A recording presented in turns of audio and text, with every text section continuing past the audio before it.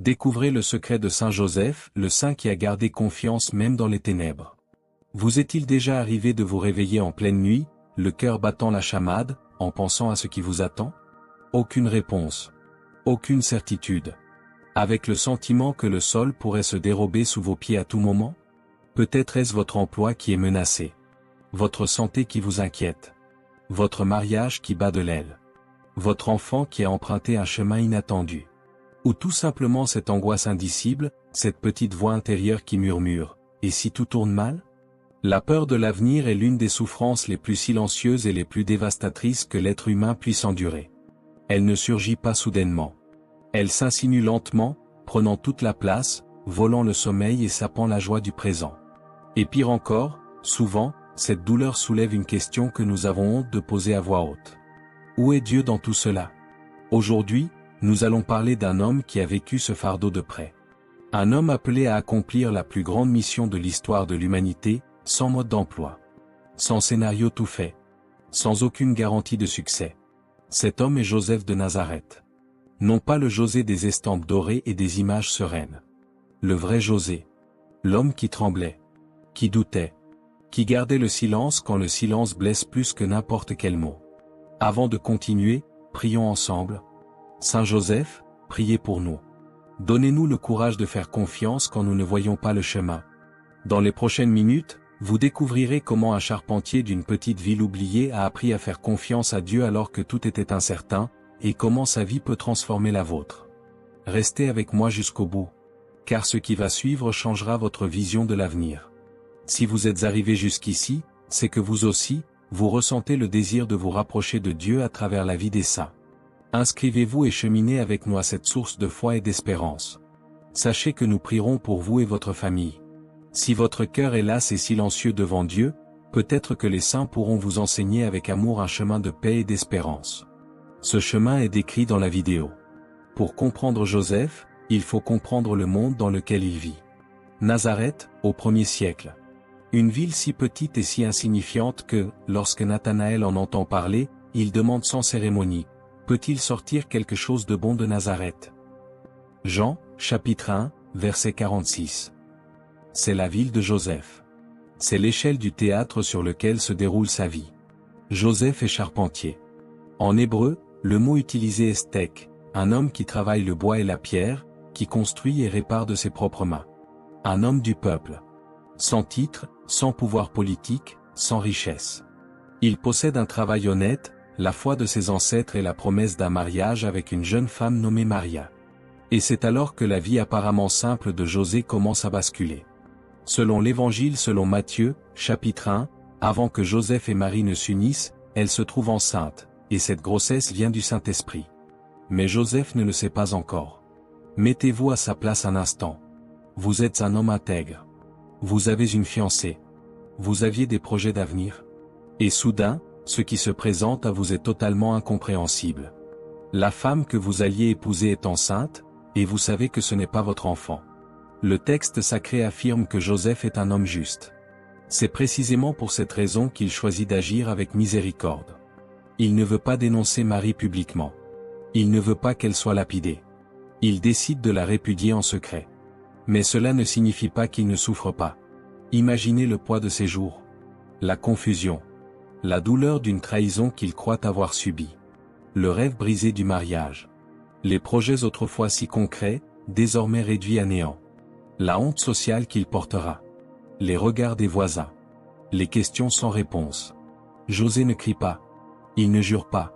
Il ne se rebelle pas en public. Il souffre en silence.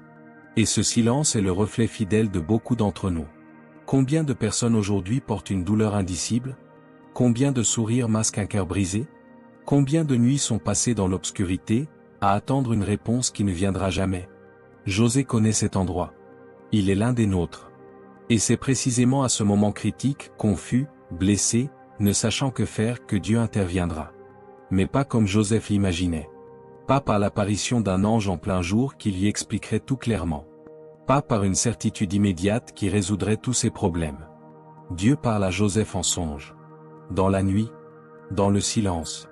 Parfois, c'est lorsque tout s'estompe que Dieu allume la lumière la plus importante.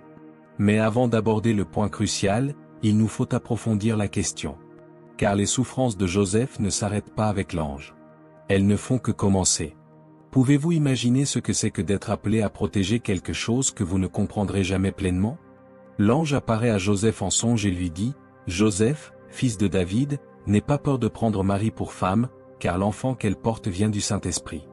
Elle donnera naissance à un fils, et tu lui donneras le nom de Jésus, car c'est lui qui sauvera son peuple de ses péchés. » Matthieu, chapitre 1, versets 20 et 21. José se réveille. Et il obéit. Vu sous cet angle, cela paraît simple. Mais réfléchissez au prix de cette obéissance. Il ne reçoit pas d'explication complète. Il ne reçoit pas de plan détaillé. Il ignore ce qui va se passer ensuite. Il connaît seulement la prochaine étape, rester. Protéger. Faire confiance. Et c'est ce qu'il fait. Mais les véritables défis ne font que commencer. Peu après la visite de l'ange, un décret de l'empereur Auguste arrive. Chacun doit se faire recenser, dans sa ville d'origine. Joseph, descendant de David, doit se rendre à Bethléem avec Marie, qui est sur le point d'accoucher. Un voyage d'environ 150 km. Sans route goudronnée. Sans confort. Avec une femme enceinte, sous la chaleur, dans la poussière, dans l'incertitude. Ils arrivent à Bethléem. Et la ville n'a pas de place pour eux. Joseph frappe à toutes les portes. Aucune solution n'est trouvée. Chaque porte qui se ferme est un refus.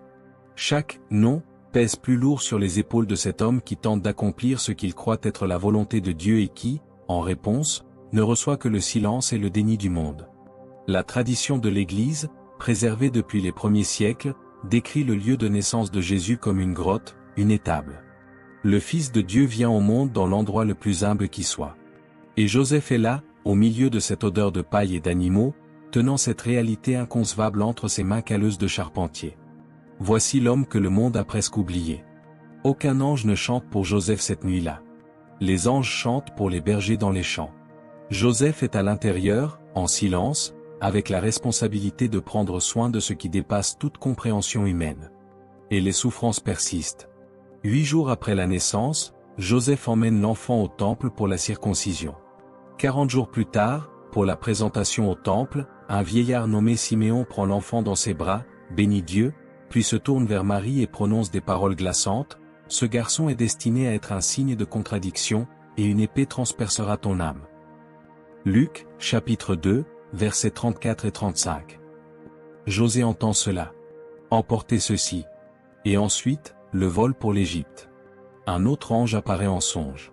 Cette fois, l'avertissement est urgent, le roi Hérode veut tuer l'enfant. Lève-toi, prends l'enfant et sa mère, et fuis en Égypte. Matthieu 2, 13. Cette même nuit. Pas le temps de faire des projets. Pas d'adieu. Aucune certitude quant à leur retour. José prend ce qu'il peut. Il emmène sa famille dans un pays étranger, avec une autre langue, une autre culture, sans réseau de soutien, sans connaissance, sans savoir combien de temps ils resteront. C'est un réfugié. C'est un père de famille qui ne sait pas quand il pourra rentrer chez lui. Hérode, furieux, ordonne le massacre des innocents à Bethléem. Des garçons de 2 ans et moins sont tués à cause du garçon que Joseph protège. Ces familles perdent leurs enfants. Joseph s'enfuit avec les siens. Comment est-il possible de porter un tel fardeau? Comment est-il possible de continuer à faire confiance quand chaque pas est plongé dans les ténèbres? Il y a un détail que les exégètes soulignent toujours. Dans tout l'Évangile, Joseph ne prononce pas un seul mot. Pas un seul. Pas même une seule phrase ne lui est attribuée dans les Saintes Écritures. José parle avec ses mains, avec ses pas, avec sa présence. Dans un monde qui exige des explications, Joseph offre une loyauté silencieuse. Et c'est peut-être là le témoignage le plus puissant qu'il nous laisse. Mais qu'est-ce qui transforme un homme comme ça? Qu'est-ce qui pousse José à continuer alors que tout lui dit d'abandonner? La réponse ne réside pas dans un miracle spectaculaire. Cela réside dans l'obéissance quotidienne. José ne vit pas d'expérience mystique qui dissipe définitivement sa peur. Il ne reçoit pas de vision qui résout tous ses doutes. Ce qu'il possède, c'est une pratique constante, presque imperceptible, qui consiste à faire confiance à l'étape suivante, même sans voir le chemin dans son intégralité. Le pape Jean-Paul II, dans l'exhortation apostolique Gardien du Rédempteur et l'Évangile de Joseph, publié en 1989, décrit Joseph comme un homme qui croit, fait confiance et se soumet entièrement à la volonté de Dieu, faisant de l'amour et de l'obéissance le langage de son service. Voilà l'essentiel. Ce n'est pas l'absence de peur. C'est la foi qui agit malgré la peur. Considérons les 3 rêves que Joseph a faits, rapportés dans les évangiles. Dans le premier rêve, il reçoit la confirmation concernant Marie et la mission du garçon. Dans le deuxième, l'ordre de fuir en Égypte. Dans le troisième, la permission de revenir. 3 moments décisifs. 3 fois où Joseph aurait pu questionner, hésiter, exiger davantage de preuves. Et à chaque fois, le texte biblique emploie la même expression, Joseph se leva. Lève-toi. Vieillis. Obéis. Pas demain. Pas quand je me sentirai plus en sécurité. Maintenant. Cette disposition n'est pas de la naïveté. C'est une discipline spirituelle. C'est le fruit d'un homme qui a appris à reconnaître la voix de Dieu et qui a entraîné son cœur à répondre avant que la peur n'ait le temps de le paralyser. Voici la première leçon que Joseph nous enseigne. La confiance en Dieu n'est pas un sentiment, mais une décision à renouveler chaque matin. Vous n'avez pas besoin de croire que tout ira bien. Vous devez agir comme si Dieu était fidèle, car il l'est. Et l'expérience de sa fidélité ne se révèle qu'à partir du premier pas. La deuxième leçon découle du silence de Joseph. Dans un monde bruyant, saturé d'opinions, de réseaux sociaux et de voix qui nous dictent notre conduite, Joseph nous rappelle que la clarté ne vient pas de l'accumulation d'informations, mais du silence intérieur. Joseph écoute Dieu dans ses rêves, non dans le tumulte, et c'est dans le silence qu'il discerne la voie à suivre. Saint Jean-Paul II a écrit que Joseph appartient à cette catégorie d'hommes qui, bien qu'apparemment invisibles, exercent une influence décisive sur l'histoire. Invisible aux yeux du monde. Décisif pour le royaume de Dieu. Combien de fois confondons-nous invisibilité et inutilité? Combien de fois pensons-nous que, parce que nous ne voyons pas de résultat, Dieu n'agit pas? Joseph dissipe cette illusion pour nous. La troisième leçon concerne la protection, et non le contrôle. Joseph ne contrôle pas l'avenir du jeune Jésus. Il le protège. Il y a une différence fondamentale entre les deux. Contrôler, c'est tenter de dominer ce qui nous dépasse.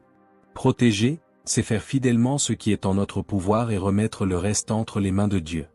Cette distinction vous libère. Vous n'avez pas besoin de savoir comment tout finira. L'important est de bien faire ce qui se présente à vous aujourd'hui. Votre enfant, votre mariage, votre travail, votre santé, vous ne maîtrisez pas l'issue. Mais vous pouvez en prendre soin avec dévouement. Vous pouvez être pleinement présent. Vous pouvez prier. Vous pouvez avoir confiance. Et il y a un dernier geste de Joseph dont on parle rarement, mais qui est profondément humain.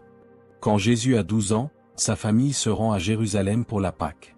Sur le chemin du retour, ils s'aperçoivent de son absence. Ils rentrent en toute hâte. 3 jours de recherche. 3 jours d'angoisse pour Joseph et Marie. 3 jours. José ressent le poids de la perte de l'enfant qui lui avait été confié. Il ressent l'échec, l'impuissance, la douleur d'un père qui ignore où est son fils. Et lorsqu'il trouve Jésus dans le temple, Marie dit, « Mon fils, pourquoi nous as-tu fait ça? Ton père et moi t'avons cherché avec angoisse. » Luc, chapitre 2, verset 48. Joseph ne parle pas. Mais son angoisse est décrite par les mots de Marie.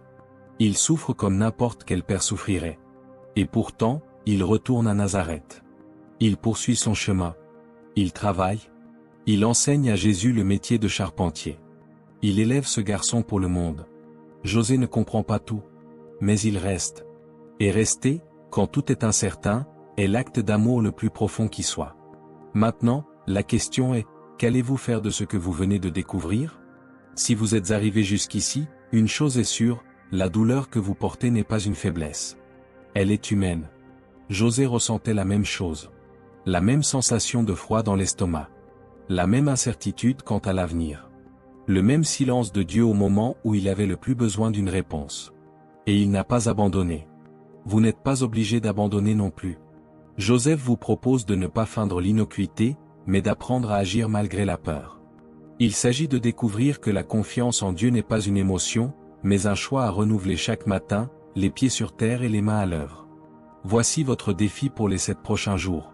Chaque matin, avant de consulter votre téléphone, avant d'ouvrir les actualités, avant de laisser le poids de la journée vous accabler, restez silencieux pendant 5 minutes. 5 minutes seulement. Et dites à voix haute, avec les mots qui viennent du cœur, Seigneur, je ne sais pas ce qui va arriver. Mais j'ai confiance en toi. Montre-moi simplement la prochaine étape. C'est juste la prochaine étape. Ce n'est pas le plan complet. Ce n'est pas la réponse à tout. C'est la prochaine étape. Voilà comment Joseph a vécu. Voilà comment vous pouvez vivre aussi. Et maintenant, prions ensemble la prière à Saint Joseph que l'Église récite depuis des siècles, demandant son intercession pour ceux qui portent le poids de demain. Ô glorieux Saint Joseph, Père nourricier de Jésus-Christ et véritable époux de la Vierge Marie, priez pour nous et pour toute l'Église. Amen. Et nous concluons par la courte prière que les fidèles répètent dans les moments de plus grande épreuve. Saint Joseph, protecteur de ceux qui souffrent, intercédez pour nous. Écrivez en commentaire ce que Saint Joseph a éveillé en vous aujourd'hui. Enregistrez cette vidéo pour la revoir dans les moments difficiles. Si elle vous a touché, partagez-la avec quelqu'un qui a besoin de foi aujourd'hui. Abonnez-vous et cheminez avec nous, chaque semaine, une vie qui ravive la flamme. L'avenir est incertain. Mais Dieu est fidèle. Et cela suffit. Saint Joseph, priez pour nous et pour nos craintes.